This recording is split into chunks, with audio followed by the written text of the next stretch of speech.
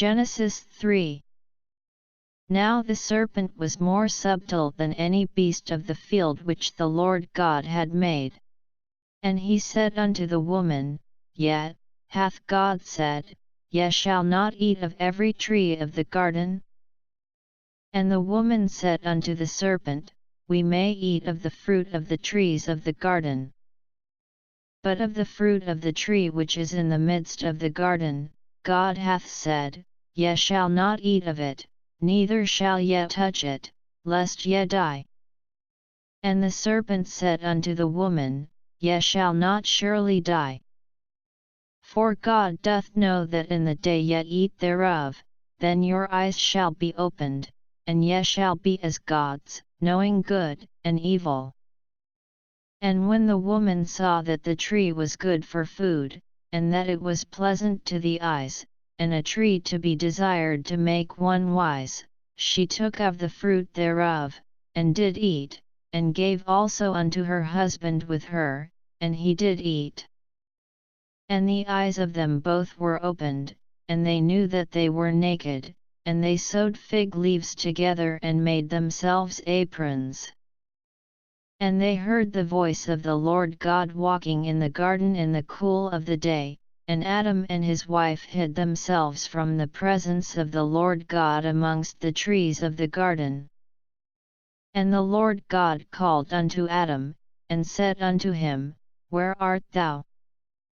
And he said, I heard thy voice in the garden, and I was afraid, because I was naked, and I hid myself. And he said, Who told thee that thou wast naked? Hast thou eaten of the tree, whereof I commanded thee that thou shouldest not eat? And the man said, The woman whom thou gavest to be with me, she gave me of the tree, and I did eat. And the Lord God said unto the woman, What is this that thou hast done? And the woman said, The serpent beguiled me, and I did eat.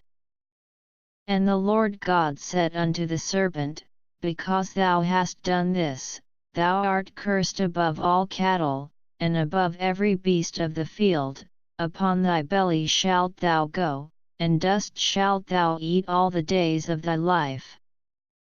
And I will put enmity between thee and the woman, and between thy seed and her seed, it shall bruise thy head, and thou shalt bruise his heel. Unto the woman he said, I will greatly multiply thy sorrow and thy conception, in sorrow thou shalt bring forth children, and thy desire shall be to thy husband, and he shall rule over thee. And unto Adam he said, Because thou hast hearkened unto the voice of thy wife, and hast eaten of the tree, of which I commanded thee, saying, Thou shalt not eat of it, cursed is the ground for thy sake, in sorrow shalt thou eat of it all the days of thy life. Thorns also and thistles shall it bring forth to thee, and thou shalt eat the herb of the field. In the sweat of thy face shalt thou eat bread, till thou return unto the ground, for out of it wast thou taken, for dust thou art, and unto dust shalt thou return. And Adam called his wife's name Eve, because she was the mother of all living. Unto Adam also and to his wife did the Lord God make coats of skins, and clothed them. And the Lord God said, Behold, the man is become as one of us, to know good and evil, and now, lest he put forth his hand, and take also of the tree of life, and eat, and live forever. Therefore the Lord God sent him forth from the Garden of Eden, to till the ground from whence he was taken.